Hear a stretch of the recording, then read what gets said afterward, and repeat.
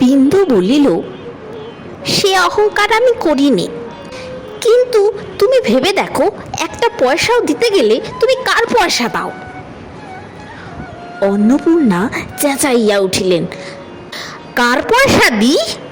তোর যা মুখে আসে তাই বলিস? যা, দূর হয়ে যা আমার চোখের সামনে থেকে। বিন্দু বলিল,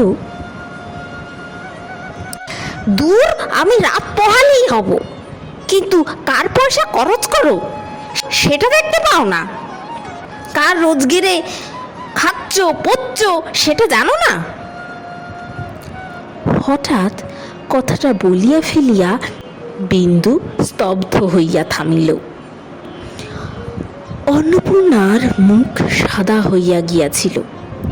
তিনি ক্ষণকাল নির্নিমেষ চোখে ছোট বউয়ের মুখের প্রতি চাহিয়া বলিলেন, তোমার স্বামী রোজগেরে খাচ্ছি পচ্ছি, আমি তোমার দাসীবাদী, উনি তোমার চাকর বাকর। এই না তোর মনের কথা? তা এতদিন বলিসনি কেন? তাহার ওষ্ঠধর বারংবার কাঁপিয়া উঠিল। তিনি দাঁত দিয়া অধর চাপিয়া ধরিয়া এক মুহূর্ত স্থির থাকিয়া বলিলেন, কোথা ছিলি ছোট বউ, যখন ছোট ভাইকে পড়াবার জন্য দুখানি কাপড় একসঙ্গে কিনে পরিনি? কোথা ছিলি তুই, যখন ঘর পুড়ে গেলেও গাছতলায় এক বেলা রে দেখে এই পৈতৃক ভিটেটুকু খাড়া করেছিল? বলিতে বলিতেই তাহার দুচোখ দিয়া তরতর করিয়া জল গড়াইয়া পড়িল। আঁচল দিয়া মুছিয়া ফেলিয়া বলিলেন, ও যদি জানতো তোদের মনের কথা, কখনো এমন আফিং খেয়ে চোখ বুজে উকোর নল মুখে দিয়ে আরামে দিন কাটাতে পারত না।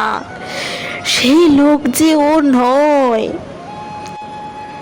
ওকে জানে তোর স্বামী, ওকে জানে স্বর্গের দেবতারা। আজ আমার চুতো করে তুই তাকে অপমান করলি। স্বামী অভিমানে অন্নপূর্ণার বুক ফুলিয়া ফুলিয়া উঠিতে লাগিল। বলিলেন, ভালোই হলো জানিয়ে দিলি, সতী আত্মহত্যা করেছিল। আমিও দিব্যি করছি, বরং পরের বাড়ি রেঁধে খাবো, তবুও তোদের ভাত খাবো না। তুই কি করলি? ওকে অপমান করলি। ঠিক এই সময় যাদব প্রাঙ্গণে আসিয়া দাঁড়াইয়া ডাকিলেন, বড় বউ।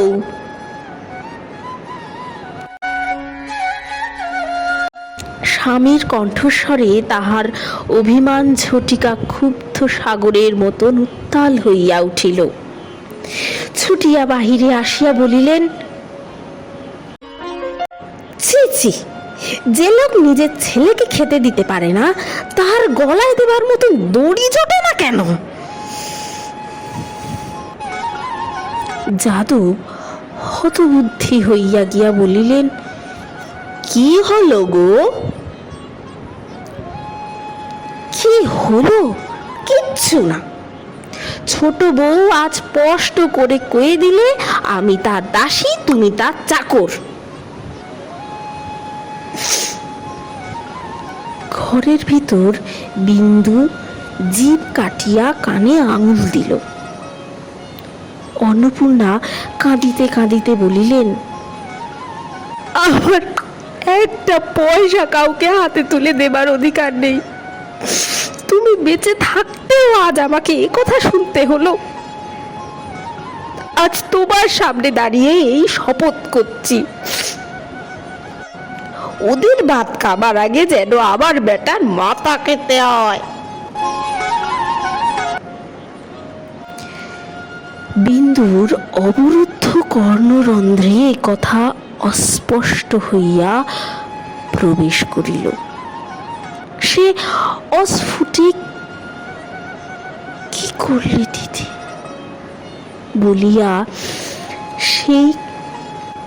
বলিয়া সেইখানেই ঘাড় গুজিয়া আজ 12 বর্ষ পরে অকস্মাৎ মূর্ছিত হইয়া পড়িল।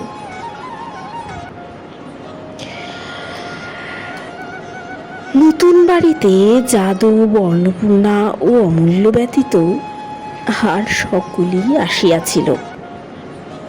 বাহির হইতে বিন্দুর পিসি, পিসির মেয়ে, নাতি নাতনি, বাপের বাড়ি হইতে তাহার বাপ মা, তাহাদের দাস দাসী প্রভৃতিতে সমস্ত গৃহ পরিপূর্ণ হইয়া গিয়াছিল। এখানে আসিবার দিনটাতেই শুধু বিন্দুকে কিছু বিমনা দেখাইতেছিল, কিন্তু পরদিন হইতে সে ভাব কাটিয়া গেল। রাগ পড়িলেই অন্নপূর্ণা আসিবেন, ইহাতে বিন্দুর লেশমাত্র সংশয় ছিল না। এখানে পূজা দিয়া লোকজন খাওয়াইতে হইবে, সে তাহারই উদ্যোগের আয়োজনে ব্যস্ত হইয়া পড়িল। বিন্দুর বাপ জিজ্ঞাসা করিলেন, মা, তোর ছেলেকে দেখছি না যে? বিন্দু সংক্ষেপে কহিল, সে ও বাড়িতে আছে। মা প্রশ্ন করিলেন, তা তোর যা বুঝি আসতে পারলেন না? বিন্দু কহিল, না। তিনি নিজেই তখন বলিলেন, সবাই এলে ও বাড়িতেই বা থাকে কে? পৈতৃক ভিটে বন্ধ করে তো চলে আসা যায় না।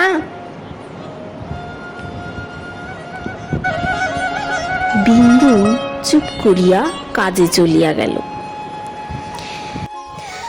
যাদব এ কয়দিন প্রত্যহ সন্ধ্যার সময় একবার করিয়া বাহিরে আসিয়া বসিতেন, কথাবার্তা বলিয়া সংবাদ লইয়া ফিরিয়া যাইতেন, কিন্তু ভিতরে ঢুকিতেন না। গৃহপূজার পূর্বের রাত্রে তিনি ভিতরে ঢুকিয়া এলোকেশীকে ডাকিয়া তত্ত্ব লইতেছিলেন। বিন্দু জানিতে পারিয়া আড়ালে দাঁড়াইয়া শুনিতে লাগিল। পিতার অধিক এই ভাসুরের কাছে ছোটবেলা হইতে সেদিন পর্যন্ত সে যে কত আদর পাইয়াছে, কত স্নেহের ডাক শুনিয়াছে। যাদব মা বলিয়া ডাকিতেন, কোনোদিনও বৌমা পর্যন্ত বলেন নাই। এই ভাসুরের কাছে জায়ের সহিত কলহ করিয়া কত নালিশ করিয়াছে, কোনটি তাহার কোনো দিন উপেক্ষিত হয় নাই। আজ তাহার কাছে অপরিসীম লজ্জায় বিন্দুর কণ্ঠ রোধ হইয়া গেছে। যাদব চলিয়া গেলেন। সে নিভৃতে ঘরের মধ্যে মুখে আঁচল গুজিয়া ফুপাইয়া ফুপাইয়া কাঁদিতে লাগিল। চারিদিকে লোক, পাছে কেহ শুনিতে পায়। পরদিন সকালবেলা বিন্দু স্বামীকে ডাকিয়া আনিয়া বলিল, বেলা হচ্ছে যে, পুরুত বসে আছেন, পট্টাকুর এখনো তো এলেন না। মাধব বিস্মিত হইয়া জিজ্ঞাসা করিল, তিনি কেন? বিন্দু ততোধিক বিস্মিত হইয়া বলিলেন, তিনি কেন? তিনি ছাড়া এসব করবে কে? মাধব বলিল,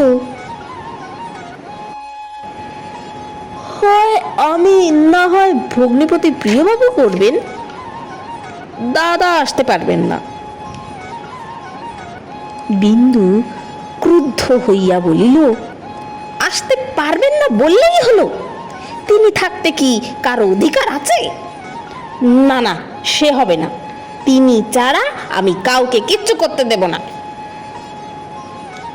মাধব বলিল, তবে বন্ধ থাক, তিনি বাড়ি নেই, কাজে গেছেন। এ সমস্ত বড় গিন্নির মতলব, তাহলে সেও আসবে না দেখছি। বলিয়া বিন্দু কাঁদো কাঁদো হইয়া চলিয়া গেল। তাহার কাছে পূজা অর্চনা, উৎসব আয়োজন, খাওয়ান দাওয়ান সমস্তই এক মুহূর্তে একেবারে মিথ্যা হইয়া গেল। 3 দিন ধরিয়া অনুক্ষণ সে এই চিন্তাই করিয়াছে। আজ বট ঠাকুর আসিবেন, দিদি আসিবেন, অমূল্যও আসিবে। আজিকার সমস্ত দিনব্যাপী কাজকর্মের উপর সে যে মনে মনে তাহার কতখানি নির্ভর করিয়া নিশ্চিন্ত হইয়া বসিয়াছিল, সে কথা সে ছাড়া আর কেহই জানিত না। স্বামীর একটা কথায় সে সমস্ত মরীচিকার মতো অন্তর্ধান হইয়া যাইবার উৎসবে বিরাট পণ্ডশ্রম পাষাণের মতো তাহার বুকের উপর চাপিয়া বসিল। হেলুকেশি আসিয়া বলিলেন, ভাঁড়ারের চাবিটা একবার দাও না ছোট বউ, ময়রা সন্দেশ নিয়ে এসেছে। বিন্দু ক্লান্ত ভাবে বলিল, ওইখানে কোথাও রাখো ঠাকুরজি, পরে হবে। কোথায় রাখবো বউ? কাগে টাগে মুখ দেবে, তবে পেলে দাও গে দাও। বলিয়া বিন্দু অন্যত্র চলিয়া গেল। পিসিমা আসিয়া বলিলেন, এ বিন্দু, এবেলা কতখানি ময়দা মাখবে, একবার যদি দেখিয়ে দিতিস। বিন্দু মুখ ভার করিয়া বলিল, কতখানি মাখবে তার আমি কি জানি? তোমরা গিন্নি বান্নি, তোমরা জানো না? পিসিমা অবাক হইয়া বলিলেন, শোনো কথা, কত লোক তোদের বেলা খাবে, আমি তা জানি। বিন্দু রাগিয়া বলিল, তবে বলো গিয়ে ওকে, সে ছিল দিদি। অমূল্যধনের পৈতের সময় 3 দিন ধরে শহরের সমস্ত লোক খেলে, তারা একবারও বলেনি, ছোট বউ ওটা কর গে, সেটা কর গে, দেখ গে। তার একটা হারের যোগ্যতা এবারে সমস্ত লোকেরও নেই। বলিয়া আর একটা ঘরে চলিয়া গেল।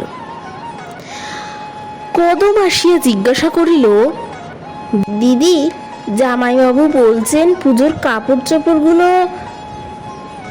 তাহার কথা শেষ হইবার পূর্বেই বিন্দু চেঁচাইয়া উঠিল, কে ফেল আমাকে তোরা, কে ফেল, যা দূর হ সামনে থেকে। কদম শশব ব্যস্তে পলায়ন করিল। খানিক পরে মাধব আসিয়া কয়েকবার ডাকাডাকি করিল, ওগো শুনতে পাচ্ছ?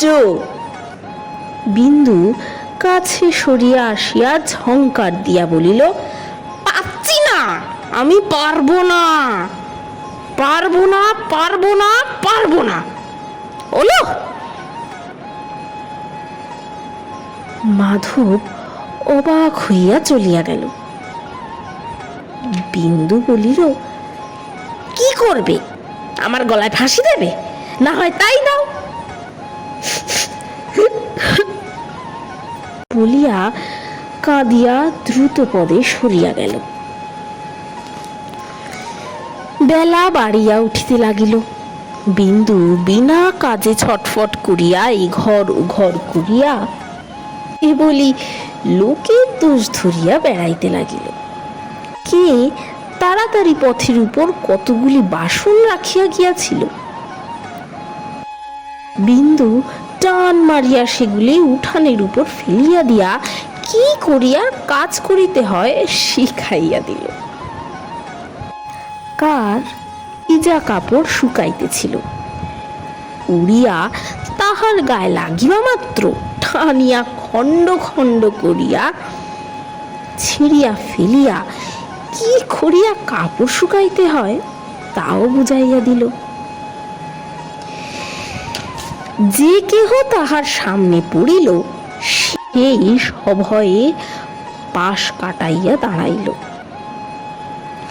পুরোহিত বেচারা নিজে ভেতরে আসিয়া বলিলেন, তাই তো বেলা বাড়তে লাগলো, কোনো বিধি বন্দোবস্তই তো দেখিনি। বিন্দু আড়ালে দাঁড়াইয়া কড়া করিয়া জবাব দিল, কাজ কমের বাড়িতে বেলা একটু হয় বলিয়া আর একটা বাসন পা দিয়ে ছুঁড়িয়া ফেলিয়া দিয়া আর একটা ঘরের মেঝের উপর নির্জীবের মতো বসিয়া রহিল। মিনিট 10 পরে হঠাৎ তাহার কানে একটি পরিচিত কণ্ঠের শব্দ যাইবা মাত্রই ধরফর করিয়া উঠিয়া দরজা দিয়া মুখ বাড়াইয়া দেখিল অন্নপূর্ণা আসিয়া প্রাঙ্গণে দাঁড়াইলেন। বিন্দু দুঃখে অভিমানে কাঁদিয়া ফেলিল। চোখ মুছিয়া সশব্দে সম্মুখে আসিয়া গলায় আঁচল দিয়া হাত জোর করিয়া বলিল, বেলা 10টা-11টা বাজে, আর কত শত্রুতা করবে দিদি? আমি বিষ খেলেই বুঝি তোমার মনোবাঞ্ছা পূর্ণ হয়? তাই না হয় বাড়ি গিয়ে এক বাটি পাঠিয়ে দিও বলিয়া চাবির গোছাটা ঝনাত করিয়া তাহার পায়ের নিচে ফেলিয়া দিয়া নিজের ঘরে গিয়া দৌড় দিয়া মাটির উপর লুটাইয়া পড়িয়া কাঁদিতে লাগিল।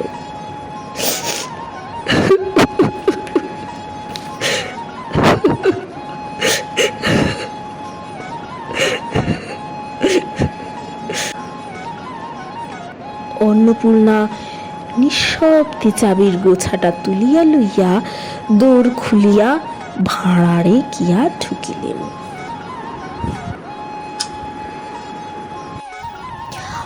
অপরাহ্নে লোকজনের যাতায়াত, খাওয়ানো দাওয়ানোর ভিড় কমিয়া গিয়াছিল। তবুও বিন্দু কিসের জন্য কেবলই অস্থির হইয়া ঘর বার করিতে লাগিল। ভৈরব আসিয়া বলিল, অমূল্যবাবু স্কুলে নেই।